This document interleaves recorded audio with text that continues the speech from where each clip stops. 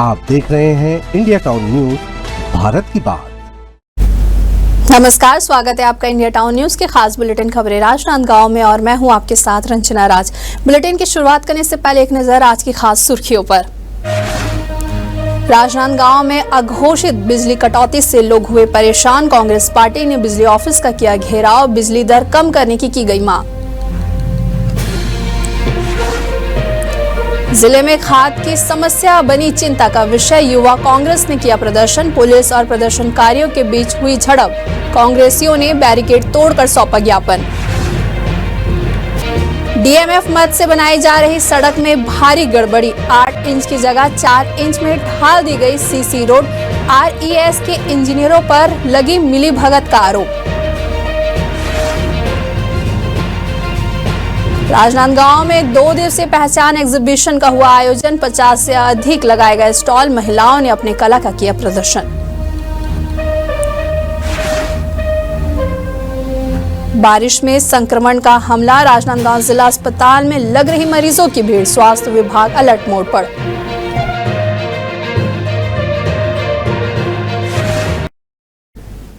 सुर्खियों के बाद खबरों की शुरुआत करते हैं राजनांदगांव शहर से, जहां बिजली कटौती और स्मार्ट मीटर लगने से बढ़े बिजली बिल के खिलाफ कांग्रेस पार्टी ने बिजली ऑफिस का घेराव किया। प्रदर्शनकारियों ने चेतावनी दी है कि अगर बिजली दर कम नहीं हुए तो आने वाले दिनों में उग्र प्रदर्शन किया जाएगा। राजनांदगांव शहर में अघोषित बिजली कटौती से लोग परेशान हैं। वहीं स्मार्ट मीटर लगने से बिजली बिल में वृद्धि हुई है, जिससे लोगों में आक्रोश है। वहीं कांग्रेस पार्टी ने बिजली ऑफिस का घेराव कर बिजली दर कम करने की मांग की है। कांग्रेस पार्टी ने चेतावनी दी है कि अगर बिजली दर कम नहीं हुए तो आने वाले दिनों में उग्र प्रदर्शन किया जाएगा। वहीं इस मुद्दे पर राजनांदगांव के लोगों का कहना है कि बिजली कटौती और स्मार्ट मीटर के कारण उनकी परेशानी बढ़ गई है। अब देखना यह होगा कि बिजली विभाग और सरकार इस मुद्दे पर क्या कदम उठाते हैं।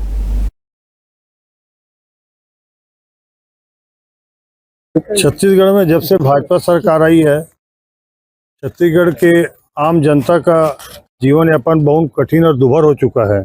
एक ओर जहां बलात्कार, हत्या, डकैती और भ्रष्टाचार की और शराब की जिस प्रकार से घटनाएं घट रही हैं, अवैध शराब, अवैध रेती, गोली कांड, गोली चलना, छत्तीसगढ़ के लोगों को बाहर के लोगों से बुलवा के मरवाना गोली से, ये भाजपा सरकार काम कर रही है। और उसी तरह अभी बिजली की जिस प्रकार से बढ़ोतरी हुई है दरों में, 80 पैसे 1.5 साल में भाजपा की शायद सरकार ने बढ़ा दिया है। अभी तो पेपर में आया है, लेकिन अभी ये मतलब सिस्टम में अभी अपडेट नहीं हुआ है, तो इसका कितना कितना क्या है वो तो जब ऑर्डर आएगा, हमको निर्देश मिलेगा ऊपर से, तभी हम बता पाएंगे इसके बारे में।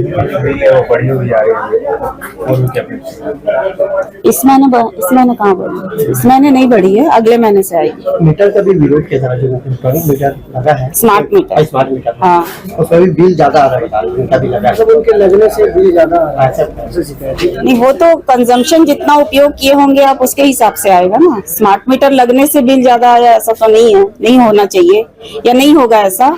उनका कंजम्पशन अभी गर्मी की वजह से बढ़ा होगा ऐसा कुछ, क्योंकि सीजन अभी गर्मी का चल रहा है, इसलिए कंजम्पशन थोड़ा बढ़ा हुआ आया होगा, इसलिए हो सकता है। कितने लग गए हैं? लगने तो लगभग 1.5 लाख पूरे उपभोक्ताओं का, लगभग हमारे यहाँ राजनांदगांव डिवीजन में 1.5 लाख है। चलिए बढ़ते अगली खबर की ओर, जहां छुरिया में खाद की समस्या को लेकर युवा कांग्रेस और किसानों ने जोरदार प्रदर्शन किया है। उन्होंने बैरिकेड तोड़कर तहसीलदार को मुख्यमंत्री के नाम ज्ञापन सौंपा है। प्रदर्शनकारियों ने आरोप लगाया कि क्षेत्र के अधिकांश सेवा सहकारी समितियों में खाद का संकट गहराया हुआ है, जिससे किसान परेशान है।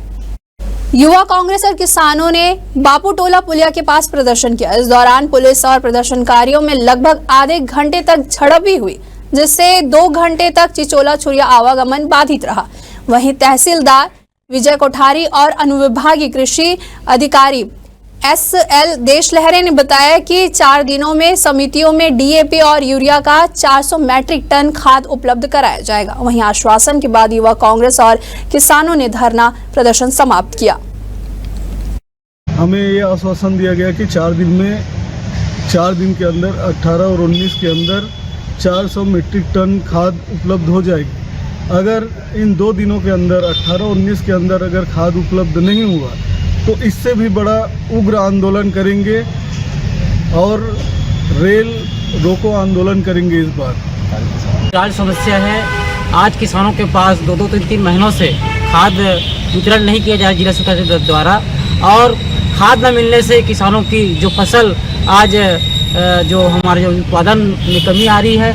मैं सरकार से अनुरोध करता हूं कि जल्द खाद उपलब्ध कराएं, और नहीं कराते हैं तो उग्र आंदोलन की चेतावनी किसानों द्वारा दिया जाता है। अधिकारी के SP DSP सारे मतलब ये था, सोचना चलते को चारों तरफ से लगा चुके थे। बहुत प्रयास किए हमारे किसान आंदोलन को दबाने का, परंतु उसके बाद भी हम लोग जैसे तैसे कैसे भी करके संघर्ष करके सारे किसान भाई और युवा साथी मिलकर हम लोगों ने वहाँ पर चक्का जाम किया, अपना धरना प्रदर्शन किया, मांग किया। घंटों हम लोगों ने संघर्ष किया, 2-2 घंटा हमने रोड को जाम किया। उसके पश्चात हम लोग वहाँ पे अधिकारी लोग हमें आश्वस्त किए कि 400 क्विंटल मतलब पूरा 6000 बोरी कुछ मीट्रिक टन है ना किसानों को दिया जाएगा करके। उन्होंने आश्वासन दिया है कि 19 तारीख तक सोसाइटियों में खाद भेज दिया जाएगा, उपलब्ध करा दिया जाएगा। 400 मीट्रिक टन खाद उपलब्ध कराने की सरकारी कर्मचारियों द्वारा आश्वासन दिया गया है, और हमें उम्मीद है कि आश्वासन दिए हैं और उम्मीद करते हैं कि किसानों को उपलब्ध हो जाए खाद, क्योंकि किसान बहुत ही त्राही हो रहे हैं खाद के लिए, क्योंकि रोपा और बोनी का काम लगभग चरम पर है और स्थिति ऐसी आ गई है किसानों के पास एक मुट्ठी खाद नहीं है और खाद के बिना किसानी असंभव है। खबर है खैरागढ़ से, जहां एक विद्यालय में शराब पीकर आने वाले प्रधान पाठक पर आखिरकार शिक्षा विभाग ने कार्रवाई करते हुए उन्हें निलंबित कर दिया है। निलंबन अवधि में उनका मुख्यालय विकास खंड शिक्षा अधिकारी छुई खदान निर्धारित किया गया है। जानकारी के अनुसार इस मामले में बीते 4 दिनों से शिक्षा विभाग, पुलिस और चिकित्सा विभाग के कुछ जिम्मेदार अधिकारी और प्रधान पाठक के कुछ स्थानीय हितैषी दबाने की कोशिश कर रहे थे, लेकिन मीडिया की सतत कवरेज और कलेक्टर इंद्रजीत सिंह के निर्देश और जनप्रतिनिधियों के हस्तक्षेप से आखिरकार कार्रवाई हुई। वहीं जिला शिक्षा अधिकारी लालजी द्विवेदी ने बताया कि जैसे ही पुलिस से रिपोर्ट मिली तत्काल निलंबन आदेश जारी कर दिया गया। यह मामला साबित करता है कि मीडिया और जन दबाव से प्रशासन को कार्रवाई करने के लिए मजबूर होना पड़ता है। आज दिनांक 18/7/2025 को विकास खंड शिक्षा अधिकारी खैरागढ़ से शराबी शिक्षक की MNC रिपोर्ट और उसके विरुद्ध कड़ी अनुशासनात्मक कार्रवाई हेतु पत्र प्राप्त हुआ है, जिसके आधार पर संबंधित कर्मचारी को निलंबित कर दिया गया।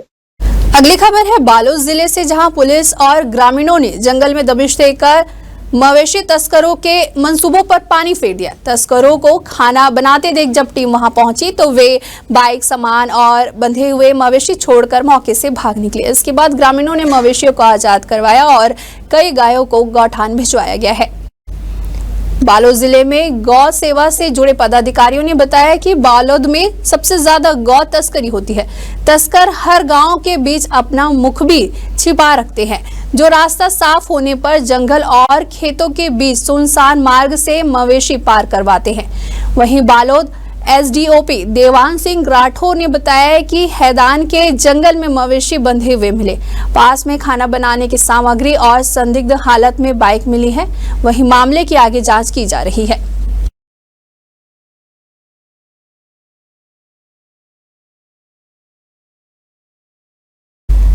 बालोद जिले के आदिवासी विकास खंड डोंडी के ग्राम पंचायत बमहनी के आश्रित गांव कटरेल में सीसी रोड निर्माण में भारी भ्रष्टाचार का मामला सामने आया है। ग्रामीणों ने आरोप लगाया है कि निर्माण एजेंसी के द्वारा नियमों को ताक पर रखकर घटिया निर्माण कराया जा रहा है। सड़क निर्माण में ना तो झिल्ली बिछाई गई है और ना ही सड़क की मोटाई तय मानक अनुसार की जा रही है। एस्टीमेट में 8 इंच मोटाई की सीसी रोड की स्वीकृति है, लेकिन सड़क में महज 4 इंच में ढालकर निर्माण एजेंसी लाखों रुपए डकारने की कोशिश में है। ग्रामीणों ने मांग की है कि जहां बिना झिल्ली के निर्माण किया गया है उसे तोड़कर दोबारा बनाया जाए। मामले में REA के SDO जयप्रकाश चंद्राकर ने कहा है कि वे मौके पर पहुंचे और निर्माण में लगे इंजीनियर को निर्देश दिए हैं कि कोर कटिंग जांच कराई जाए तथा जितना काम हुआ है उसी के अनुसार भुगतान किया जाए। वो है सर 260 मीटर का। कौन बना रहा है? पंचायत विभाग से। कितने लाख का सड़क बना? 10 लाख का। क्या निमित्त है? अभी 2 इंच की सड़क बन रही है, बिना झिल्ली के बनाए जा रहे हैं, क्यों? नहीं, झिल्ली डाले थे सर, आज ही 2 दिन हुआ है, नहीं डाले हैं सर। 2 इंच की क्यों सड़क बना रहे हैं? वो क्या है सर, कहीं कहीं यूज है वो पट्टी पर, इसलिए। कहीं 2 इंच बना है, कहीं 3 इंच बना है। वैसे बना है सर।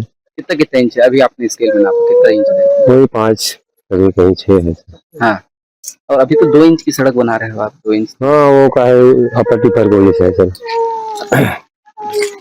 इस पर कार्रवाई होनी चाहिए कि नहीं? आप उप सरपंच हैं इस गाँव के। नहीं होनी चाहिए तो सर, लेकिन क्या करेंगे सर, अब गांव के हित में बन रहा है तो फिर गांव के हित के लिए अच्छी सड़क बनानी चाहिए। आप इतनी घटिया स्तर की सड़क बनवा रहे हैं आपकी निगरानी में। एस्टीमेट में 7 इंच है बता रहे हैं और 2 इंच 3 इंच की सड़क बन रही है। हाँ, वो आपत्ति पर की वजह से है सर, लेकिन कहीं कहीं मतलब ज्यादा खाता है और बीच में तो गड्ढा है उसकी वजह से। शिकायत आपके द्वारा में संज्ञान में लाया गया है कि 10 लाख रुपये की प्रशासकीय स्वीकृति आदेश जारी किए हुए कृषि रोड निर्माण कटेल विकास खंड दौंडे में आरईएस द्वारा किया जा रहा है। कोई निर्माण एजेंसी आरईएस है, आरईएस के इंजीनियर की सुपरविजन में ही ये कार्य होती है। जिला प्रशासन किसी भी प्रकार के शासन के निर्देश से बनने वाले निर्माण कार्य गुणवत्ता पर किसी प्रकार की कोई समझौता में 0 टॉलरेंस रखती है। अगर इसमें हम इस शिकायत की जांच करेंगे अपने टेक्निकल ऑफिसर्स और टीम के द्वारा, और कोई इसके लिए जिम्मेदार पाए जाते हैं तो इसके विरुद्ध विभागीय अनुशासनात्मक कार्रवाई की जाएगी। वक्त हो चुका है एक छोटी सी ब्रेक का। खबरें और भी है, बने रहिए इंडिया टाउन न्यूज के साथ। अब खबर आपकी उंगलियों पर, हर खबर पर हमारा नजरिया। इंडिया टाउन न्यूज, भारत की बात। ब्रेक के बाद आप सभी का स्वागत है। चलिए बढ़ते हैं अगली खबर की ओर। राजनांदगांव जिले के थाना बसंतपुर पुलिस ने अवैध शराब बिक्री के खिलाफ विशेष अभियान चलाकर एक आरोपी को गिरफ्तार किया है।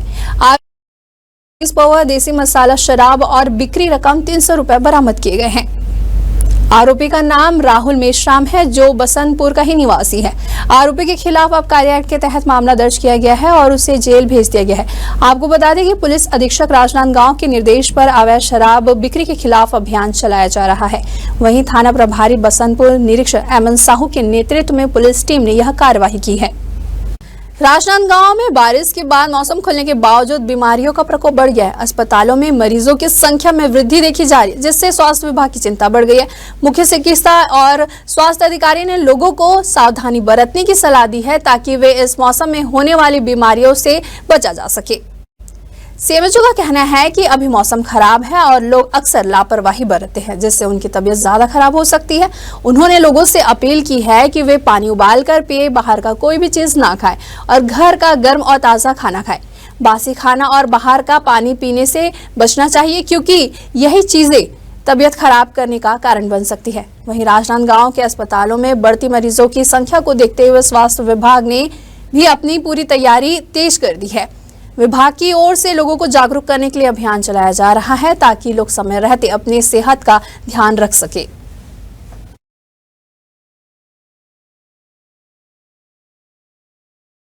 बारिश में पिछले वर्ष भी काफ़ी डायरिया के केसेस आए थे, परंतु इस बार हमारे ज़िले में डायरिया के केसेस नहीं आए हैं। अभी बारिश प्रारंभ हुआ है तो वो आ सकते हैं, लेकिन उस डायरिया केसेस, लेकिन उसकी पूरी तैयारी है हमारे पास।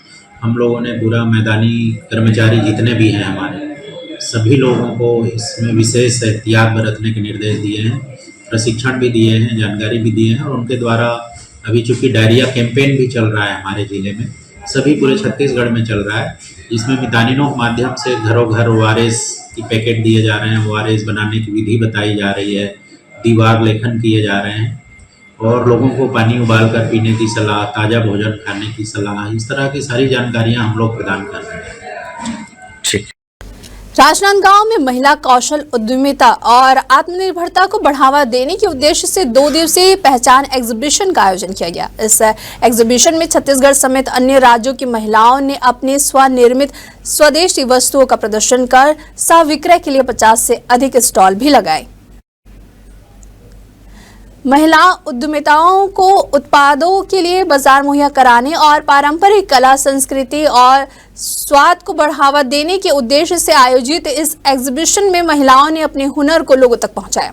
इस दौरान रेलवे सुरक्षा बल के इंस्पेक्टर तरुणा साहू ने कहा कि महिलाएं अपने घर के चार दीवारी से निकलकर आत्मनिर्भर हो रही है, जो प्रेरणादायक है। वहीं एग्जीबिशन में महिलाओं ने अपने स्वनिर्मित उत्पाद जैसे कि हस्तशिल्प, विभिन्न राज्यों के पारंपरिक परिधान और घरेलू साज सज्जा की स्टॉल भी लगाई।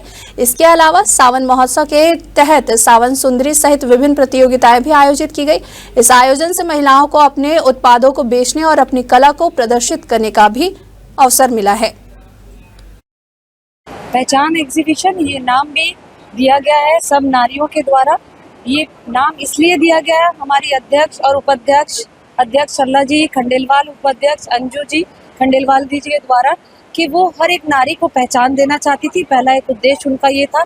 यहाँ विभिन्न जगह से लोग आए हैं और ज़्यादातर स्वदेशी सामान लेकर और पारंपरिक सामान लेकर आए। आप देखेंगे राजस्थानी वेशभूषा से लेकर, क्योंकि हम ये जानते हैं राजनांदगांव एक संस्कार धामी नगरी है, तो संस्कार से जुड़ी बहुत सारी चीज़ें यहाँ आई गई है।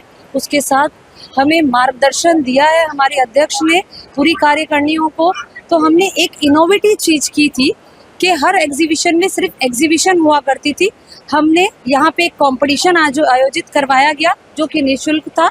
कलश सजाओ प्रतियोगिता था और सावन सुंदरी था, जिसमें सभी विभिन्न जितने भी समाज के लोगों ने यहाँ पार्टिसिपेट किया था और वो बहुत ही खुश थे ये चीज़ देखकर भी कि उन्हें यहाँ बुलाकर एक नई पहचान दी गई थी। आज पहचान एग्जीबिशन का समापन था, जिन्होंने हमने पूर्व महापौर हेमा जी देशमुख को बुलाया था।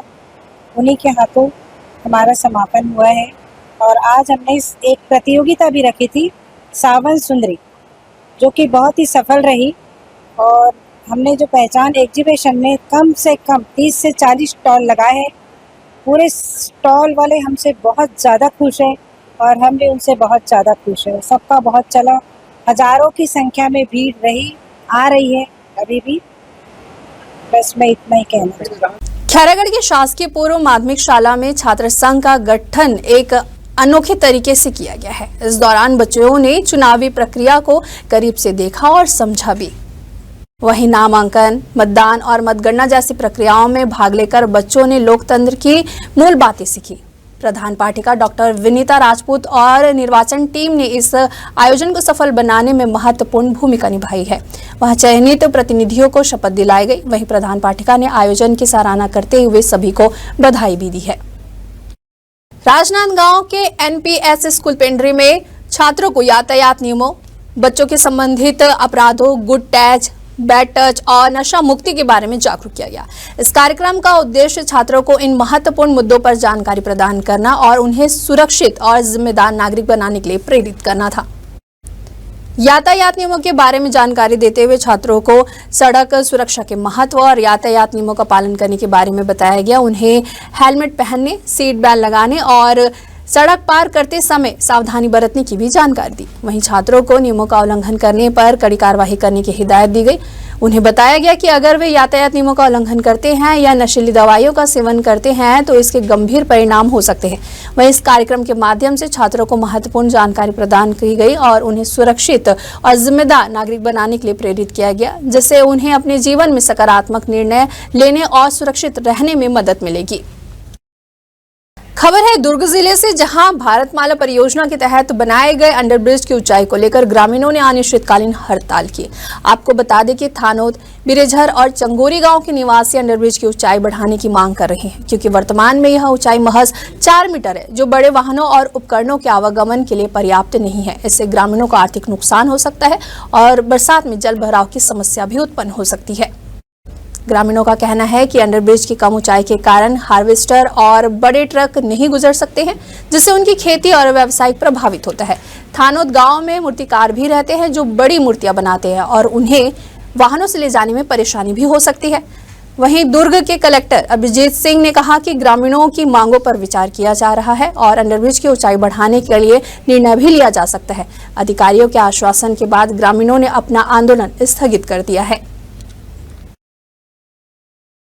संतुष्ट तो नहीं है अभी कार्य से अब संतुष्ट नहीं है, लेकिन इतना जरूर है जिस साहब कलेक्टर साहब का लेटर है NHAI को लिखा, भारत सरकार को लिखा, तो ये उम्मीद जता रहे हैं, गांव वाले की उम्मीद जता रहे हैं कि हमको गांव वाले के हित में कुछ न कुछ मांग हम लोग का पूर्ण होगा, क्योंकि किसान का गांव है और किसान का मांग निश्चित ही पूरा होना चाहिए। क्या समस्या थी और क्या उसमें दिक्कत होती?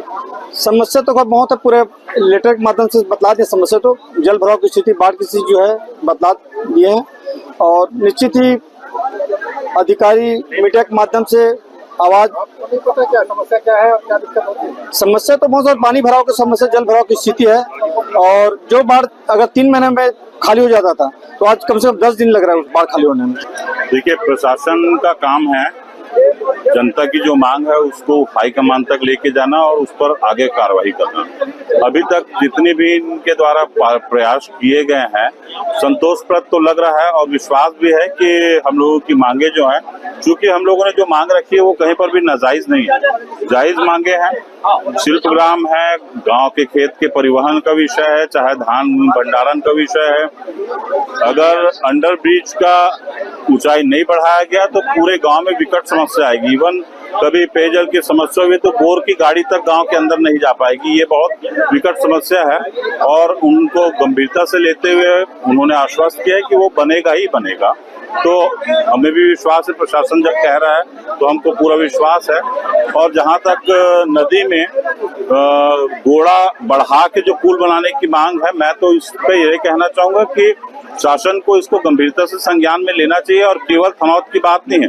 हिंदुस्तान में कहीं पर भी किसी भी नदी में ब्रिज बने तो उस नदी के आजू बाजू में कम से कम 200-300 मीटर गोड़े में ही बनना चाहिए। जो 2 प्रमुख इनकी मांगे थी, एक तो जो अंडर ब्रिज की ऊंचाई बढ़ाए जाने की इनकी मांग थी, क्योंकि यहाँ पर जो धनौद एक शिल्प ग्राम है जहाँ मूर्तिकार और बड़े पैमाने पर किसान हैं, तो धान परिवहन के लिए वो उनकी ऊंचाई कम थी, तो उनकी एक मांग थी कि इसकी ऊंचाई बढ़ाई जाए, जिस पर विचार किया गया और यहाँ पर एक प्रस्ताव भेजा गया है कि वाकई में समस्या का सामना करना पड़ रहा है, तो इसे ऊंचाई बढ़ाई जाए। मुझे लगता है कि 3 विकल्प पर NHAI की टीम काम कर रही है, और किसी एक विकल्प पर इसे लेकर उस जो अंडर ब्रिज की ऊंचाई उसे बढ़ा दिया जाए। दूसरा एक विषय था कि क्योंकि बाढ़ग्रस्त क्षेत्र है और पानी जल भराव की स्थिति रहती है, ऐसे में ये कॉलम सिस्टम से ब्रिज चाह रहे थे जिससे जल निकासी की व्यवस्था हो सके। तो माननीय कलेक्टर साहब ने बहुत संवेदनशीलता पूर्वक, हमारे SDM साहब ने बहुत संवेदनशीलता पूर्वक इस पर विचार कर कल स्थल निरीक्षण हमारे द्वारा किया गया, और इसको NHAI को पत्राचार करके अवगत कराया गया है। NHAI के द्वारा भी एक टेक्निकल रिसर्च के लिए NIT के प्रोफेसर्स को इसमें कहा गया है कि इस पर एक हाइड्रोग्राफी की स्थिति इसकी क्या है, इस पर एक रिसर्च प्रस्तुत करे, और मुझे लगता है कि वो सर्वे या रिपोर्ट आने के बाद पर इस पर कितनी आवश्यकता है, इसको लेकर एक नया स्ट्रक्चरल डिजाइन हो जाएगा, ऐसी पूरी उम्मीद है।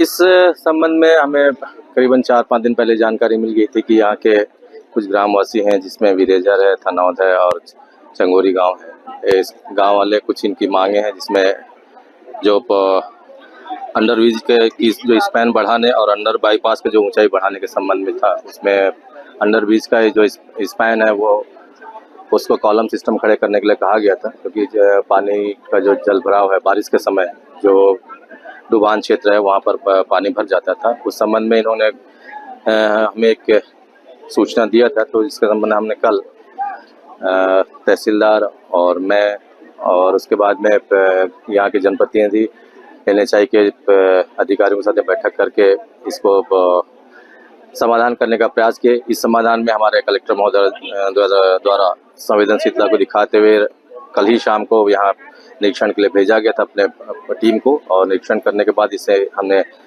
जो NHAI की जो परियोजना अधिकारी हैं उनको भेज दिया, और परियोजना अधिकारी ने तत्काल उसमें संज्ञान लेते हुए NIT रायपुर को चिट्ठी लिखकर स्पॉट पे जाकर निरीक्षण कर उसका रिपोर्ट देने के लिए कहा गया है। खैरागढ़ में ट्रैफिक पुलिस ने एक सड़क दुर्घटना में घायल महिला को समय पर अस्पताल पहुंचाकर उसकी जान बचाई है। दरअसल डोंगरगढ़ से गंडई जा रहे एक परिवार की बाइक कुएं के पास अनियंत्रित होकर गिर गई, जिससे पति पत्नी और उनकी छोटी बच्ची सड़क पर ही गिर पड़े। पत्नी अनीता को सिर पर गंभीर चोट आई। ट्रैफिक पुलिस की पेट्रोलिंग गाड़ी मौके पर पहुंची और घायलों को तुरंत छुई खदान अस्पताल ले जाया गया, जहां प्राथमिक उपचार के बाद महिला को राजनांदगांव मेडिकल कॉलेज रेफर किया गया। पति और बच्ची सुरक्षित है। वहीं इस घटना में ट्रैफिक पुलिस की तत्परता और मानवता की सराहना की जा रही है। चलिए बढ़ते अगली खबर की ओर, जहां राजनांदगांव जिले के थाना बसंतपुर पुलिस ने म्यूल अकाउंट खाता धारकों के खिलाफ बड़ी कार्रवाई की है। पुलिस ने आरोपी शुभम सिंह राजपूत को गिरफ्तार कर लिया है, जो अपने बैंक खाता को किराए पर देने, कमीशन पर देने और बेचने का काम करता था। आरोपी के खाते में 99,990 रुपए की ठगी रकम ट्रांसफर हुई थी। आरोपी ने अपने खाते को किराए पर देने, कमीशन पर देने और बेचने का काम किया था, जिससे साइबर अपराधियों को फायदा हुआ। पुलिस मुख्यालय रायपुर से प्राप्त ईमेल के आधार पर थाना बसंतपुर में मामला दर्ज किया गया। आरोपी को गिरफ्तार कर न्यायिक अभिरक्षा में पेश किया गया है और जिला जेल राजनांदगांव में दाखिल किया गया। वहीं गिरफ्तार आरोपी से पूछताछ के दौरान मिले तथ्य और साक्ष्यों के आधार पर छत्तीसगढ़ के अलावा विभिन्न राज्यों में सक्रिय म्यूल अकाउंट प्रोवाइड करने वाले गिरोह की भी पतासाजी की जा रही है। हमारे खास बुलेटिन खबरें राजनांदगांव में फिलहाल इतना ही। मुझे दीजिए इजाजत, नमस्कार।